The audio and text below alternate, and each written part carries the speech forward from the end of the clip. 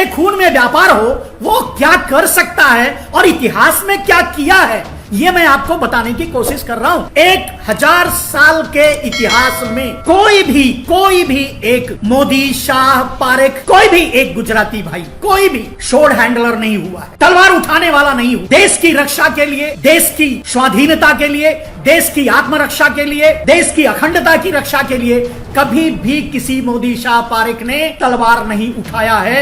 इतिहास 1000 साल के इतिहास की बात कर रहा हूं। 1000 साल का इतिहास आप उठाकर पढ़ लीजिए। अगर कहीं कोई नाम मिले, कोई राणा प्रताप मिल जाए, कोई शिवाजी मिल जाए, कोई महारानी लक्ष्मीबाई मिल जाए, तो मुझे जरूर रिमाइंड करना, बताना कि क्या कोई ऐसा गुजराती पैदा हुआ है इतिहास में, 1000 साल के इतिहास में, जो हथियार उठाया हो भारत की अस्मिता की लड़ाई के। मैं गुजराती हूं, व्यापार मेरे खून में है, तो यह खून कितना लड़ता है सीमा पर, कितनी संगीनें उठाता है, कितनी बंदूकें चलाता है, कितने बॉर्डर की रक्षा करता है, यह आपको समझ में आ जाना चाहिए। और जो मेरे भाई अंधभक्त, जो भटके हुए लोग हैं, जो चौकीदार में शेर ढूंढते हैं, जो चौकीदार में बहादुर ढूंढते हैं, जो चौकीदार में मसीहा ढूंढते हैं, उनको समझ में आएगा कब ये तो नहीं मालूम, आज नहीं तो कल समझ में जरूर आएगा, लेकिन समय लगेगा। मेरे दोस्तों, आपको जानकारी होनी चाहिए कि ना गांधी जी ना सरदार वल्लभ भाई पटेल दोनों क्रांतिकारी नहीं थे, दोनों फ्रीडम फाइटर नहीं थे, दोनों शहीद भी नहीं हैं, दोनों शहीद भी नहीं थे, न दोनों क्रांतिकारी थे, न दोनों फ्रीडम फाइटर थे, न दोनों स्वतंत्रता संग्राम के शहीद हैं। आप भी जानते हैं, हम भी जानते। गांधी जी शहीद हुए जब भारत आजाद हो चुका था और अपने पूरे कार्यकाल में उन्होंने अहिंसा का मार्ग अपनाया, तो इसलिए उन्हें क्रांतिकारी नहीं कहा जा सकता। और सरदार पटेल तो वैसे भी जब भारत आजादी के कगार पे आया, जब क्रांतिकारियों के दबाव से अंग्रेज भागने की स्थिति में आए, तब सरदार पटेल का प्रादुर्भाव हुआ। और आप सरदार पटेल की जीवनी पढ़ सकते हैं, आपको पता चल जाएगा कि ही इज नॉट अ क्रांतिकारी। और नरेंद्र दामोदर दास मोदी ने अपनी ही किताब में यह लिखा है कि सरदार पटेल क्रांतिकारी नहीं थे, वो तो बार काउंसिल में बैठ करके शराब पिया करते थे और क्रांतिकारियों का मजाक उड़ाया करते थे। ये मैं नहीं कह रहा हूं मेरे दोस्तों, नरेंद्र दामोदर दास मोदी ने ही अपनी किताब में लिखा है और वो किताब मेरे पास है। भारत में जितने भी बाहरी आक्रमणकारी आए हैं, भारत में जितने भी, चाहे वो डच हो, चाहे फ्रांसीसी हो, चाहे वो पुर्तगाली हो, चाहे वो जो भी, चाहे वो अंग्रेज हो, जो भी, भारत में उनका गेटवे ऑफ इंडिया गुजरात रहा है। वो गुजरात से ही आए। कुछ तो कारण रहा होगा मेरे दोस्तों। अब वो कारण आप खुद अंदाजा लगा लीजिए कि वो क्यों गुजरात को ही चुनते थे, गुजरात से ही आते थे। कहीं ऐसा तो नहीं क्यों गुजराती जाते थे, विदेशों में व्यापार करते थे, ये पहले से भी जगविदित है। तो ये जाते थे और उन्हें बुला कर लाते थे, और उन्हें बुला कर लाते थे, उन्हीं के बहाने अपने पड़ोसी को लूटते थे, खुद भी लूटते थे और उनसे भी लुटवाते थे, और धीरे धीरे भारत को गुलाम बनाते थे।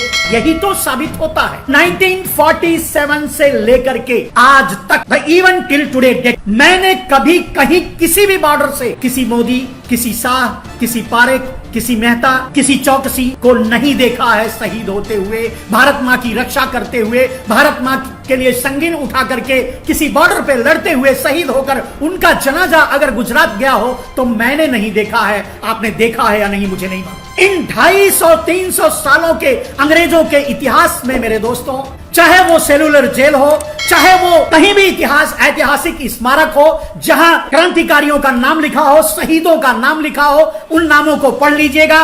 एक भी मोदी, शाह, पारेख, मेहता, कहीं कोई नहीं मिलेगा मेरे दोस्तों जो भारत के लिए क्रांति की लड़ाई लड़ा हो और शहीद हुआ। कहीं नहीं मिले। आप इतिहास को पन्ने पन्ने फाड़ करके, नोच करके देख डालिए, आपको कहीं भी कोई नहीं मिलेगा। सबसे बड़ा सवाल ये उठता है कि क्या किसी प्रधानमंत्री को इतना अधिकार मिल जाता है कि वो जो चाहे कर दे, यानी देश को चाहे किसी के हाथों में बेच दे, किसी के हाथों में गिरवी रख दे, या देश को नीलाम कर दे? क्या ऐसा पावर प्रधानमंत्री के पास होता है क्या? ये एक बहुत संवैधानिक विषय है और मैं समझता हूं कि ये बात सामने आएगी और इस बात को भी सामने लाना होगा जब ये जो मुसीबत अभी आई है उस मुसीबत से लोग बाहर निकल जाएंगे। एकदम से तार्किक बात है कि आपका चौकीदार प्रधानमंत्री की कुर्सी पर इसीलिए बिठाया गया था, आपका चौकीदार प्रधानमंत्री इसीलिए बनाया गया था, आपका चौकीदार प्रधानमंत्री इसीलिए बना था कि वो पूंजीवादी लोगों का, पूंजीपतियों का, चोर पूंजीपतियों का, और जिन्होंने बैंकों से लूट करके, बैंकों से फ्रॉड करके पैसा पहले से दबा के रखा था, वो बचना चाहते थे, इसलिए प्रधानमंत्री मोदी जी को बनाया।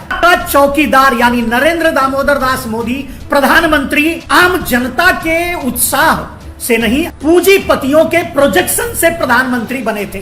2001 से इनका प्रोजेक्शन हुआ और पूंजीपतियों ने मिलकर 2009 के बाद इनको प्रोजेक्ट करना शुरू किया, और 2014 में आप लोगों के सामने दुनिया भर का झूठ, दुनिया भर के जुमले, दुनिया भर के लपाड़े बोल बोल करके आपको, आपके ऊपर चौकीदार को प्रधानमंत्री बनाकर थोप दिया गया कि मैं गुजराती हूं और व्यापार मेरे खून में है। यह बात आपके चौकीदार ने अंतरराष्ट्रीय मंच से कही थी, और यही उसकी बात मुझे अधिकार दे देती है कि मैं उसके बारे में आप लोगों को बताऊं। गुजरात में तो मुख्यमंत्री बनने से लेकर के 10-12 सालों में उन्होंने गुजरात का टुकड़ा टुकड़ा, रत्ती रत्ती पूंजीपतियों को बेच दिया था टके टके के भाव। 1947 से लेकर के आज तक जितने भी financial institutional well organised crime घोटाले हुए हैं, वेल ऑर्गेनाइज्ड क्राइम की बात कर रहा हूं, जो प्लान करके घोटाले किए जाते हैं, जो प्लान करके बैंकों में फ्रॉड किए जाते हैं, 1947 से लेकर आज तक जितने भी बैंकिंग फ्रॉड हुए हैं, जितने भी कांड हुए हैं, जितने भी वेल ऑर्गेनाइज्ड क्राइम हुए हैं, फाइनेंशियल क्राइम हुए हैं, वो सारे के सारे मोदी, शाह, पारेख, मेहता यानी गुजराती भाइयों ने किया। हर्षद मेहता से लेकर के नीरव मोदी और मेहुल चौकसी तक देखते जाइए। केतन पारेख, हर्षद मेहता, आप देखिए, बात होती है चोरी डकैती छिनैती की तो हमारे यूपी और बिहार के भाई भी कर लेते हैं, लेकिन उनकी हिम्मत नहीं है कि वो बैंकों को लूट ले,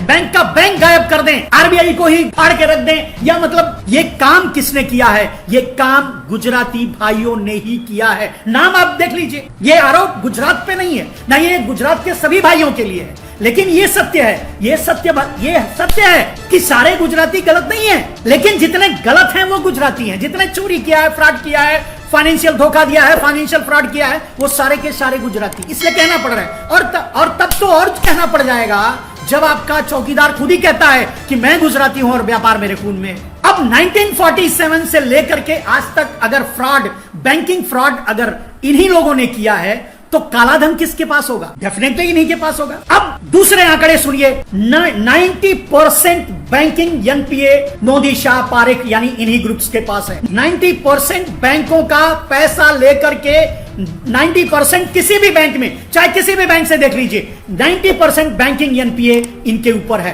90% बैंकिंग घोटाले इन्हीं के ऊपर है। 90% बैंकों से कर्जा लेकर के उन्हें चुकाया नहीं, वेलफुल डिफॉल्टर, और उन्हें माफ किया गया नरेंद्र मोदी के द्वारा, वो सारे के सारे गुजराती हैं। 90%। Do like, share and subscribe Fox News India. News beyond politics.